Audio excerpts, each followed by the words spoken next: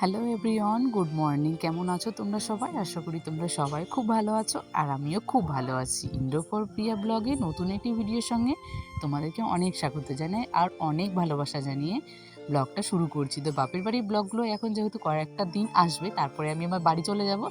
বাড়িতে গিয়ে তোমাদের সঙ্গে ভালো ভালো ব্লগগুলো শেয়ার করতে পারবো, কারণ বাড়িতে গিয়ে তো আমার সেই দৈনন্দিন জীবনের একই কাজ, রান্নাবান্না, খাওয়া দাওয়া, বাসন মাজা। আমাদের তো ঘরের বউদের এটাই কাজ। আর এই বাড়িতে আসলে একটু ব্লগগুলো উল্টোপাল্টা হয়ে যায়, কারণ কখন কি করি সবসময় ব্লগটা শ্যুট করতেও ইচ্ছে করে না। আর বাপের বাড়িতে আসলে তো খুব একটা কাজ করা হয় না। কাজ করি না তা কিন্তু নয়, কারণ মা একা হাতে সব কিছু সামলে উঠতে পারে না, আমাকে কাজগুলো করতে হয়। কিন্তু সবসময় না ভিডিও করার মতো মুড থাকে না, ক্যামেরা ধরার মতো কেউ থাকে না। তো সবসময় এই জন্য আমি ভিডিওগুলো আর শেয়ার করি না। তো যতটুকু তোমাদের সঙ্গে পারি ততটুকুই শেয়ার করি। তো দেখো, সকালবেলা সবার আগে চা করে নিচ্ছি, কারণ এ বাড়িতে এসে আমার চাটাই খাওয়া হয়, কারণ এ বাড়িতে এসে চাটা একটু সবাই বেশ ভালোই খায়। তো সকালবেলা আমাদের দুধ চাটাই বেশি হয়, লাল চাটা কেউ একেবারেই পছন্দ করে না। আর আমিও এখন না খেয়ে আমারও সেটা আর ভালো লাগে না। তো এখানে আসলে আমি একটু দুধ চাটা খাই, এটা আমার খুব ভালো লাগে খেতে। তো বাবা বললো যে আজকে একটু আমাকে চা করে দিতে। তো আমাদের কলের জলটা জানো তো একটুও ভালো না, প্রচণ্ড আয়রন, যেটা একদম খাওয়ার অযোগ্য। তো সেটা আমাদের বালি দিয়ে একটা বাড়িতেই ফিল্টার করেছে, সেটা ঘরোয়াভাবে ফিল্টারটা। তো তোমাদেরকে একদিন পারলে সেটা শেয়ার করব। বাড়িতে করে যে ফিল্টার জলটা হয় সেটাও ভালো খেতে।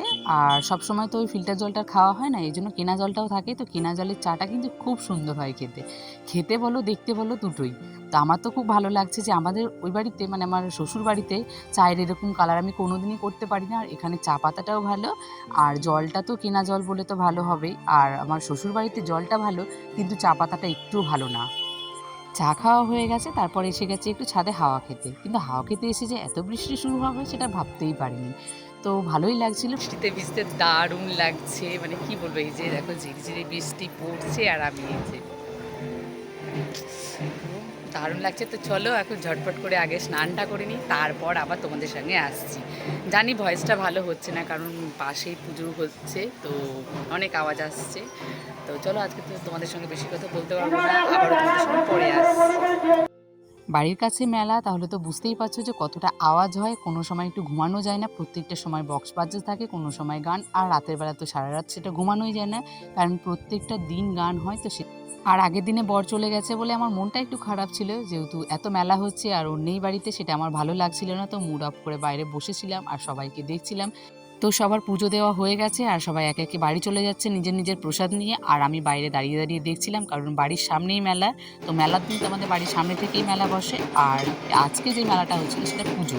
তো পুজোর দিনে সবাই পুজো দিতে আসে, সবাই নিজের মতো পুজো দিয়ে বাড়ি চলে গেছে। আর আবার এসেছি সন্ধ্যেবেলায়, যেটা আরতি হয় সেটা আমরা পঞ্চমীর পরের থেকে সবাই দেখতে আসি, সেটা আমাদের খুব ভালো লাগে আর প্রচণ্ড ভিড় হয়। তো সবাই আমরা এখানে আরতি দেখতে এসেছি, যে তোমরাও একটু দেখে নাও।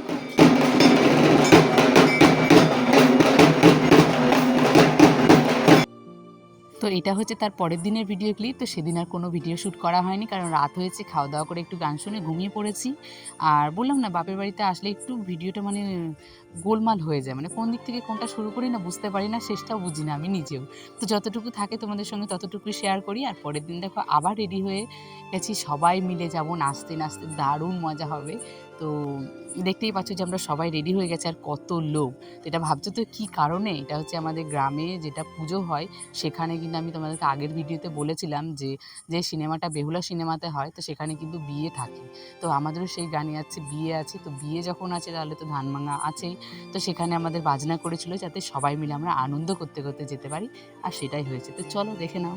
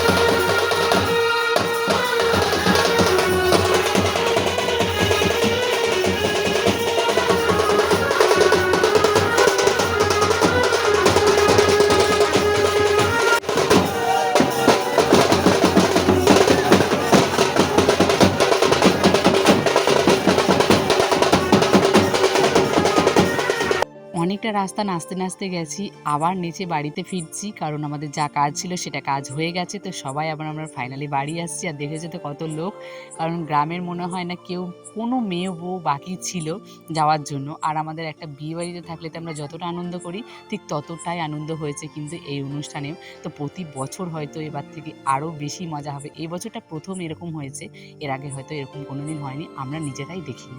অনুষ্ঠান একটা দিনই হয়, তো একটা দিনের জন্য আমি শাড়ি নিয়ে এসেছিলাম, আর কোনো শাড়ি নিয়ে আসিনি।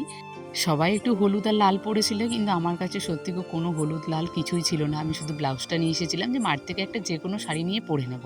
তো শাড়ি আমার একটাও সিলেক্ট হয়নি, তো আমি এটা ঠাকুমার শাড়িটা পরে গেছিলাম। একটু হালকা কালারের মধ্যে আমার খুব ভালো লাগছিল, আর হালকা যেহেতু আমার কাছে ব্লাউজটা ছিল এই জন্য আমি এই হালকা শাড়িটাই পরেছি। তো আমরা তারপরে ধান ভেঙে চলে এসেছি, আর এসে মন্দিরে অনেকক্ষণ নাচানাচি হয়েছে, পুরো পা হাত পা ব্যথা হয়ে গেছে। আর এসে দেখি মাম্মাম ঘুম থেকে উঠে গেছে, মাম্মামকে নিয়ে যাওয়া হয়নি, কারণ ওকে নিয়ে গেলে কোনো আনন্দই হতো না। জানি মাম্মাম থাকলে আর একটু বেশি আনন্দ করতে হয়তো মাম্মাম, কিন্তু আমাদের অবস্থা না একেবারে খারাপ হয়ে যেত, কারণ অনেকটা দূর রাস্তা হেঁটে যেতে হয়েছে, এই জন্য মাম্মামকে নিয়ে যায়নি। তো এসে একটু ছাদে জামা কাপড় যেগুলো দেওয়া ছিল মা বললো একটু তুলে নিয়ে আয়। আর দেখো আবারও মেঘ উঠেছে, মনে হচ্ছে যখন তখন বৃষ্টি আসবে, আর প্রচণ্ড গরম লাগছে। তো আমরা স্নান করে নেব, তো চলো আগে স্নানটা করে নিই। আর আজকের মতো ভিডিওটা আমি এখানে শেষ করছি। Tata, good night.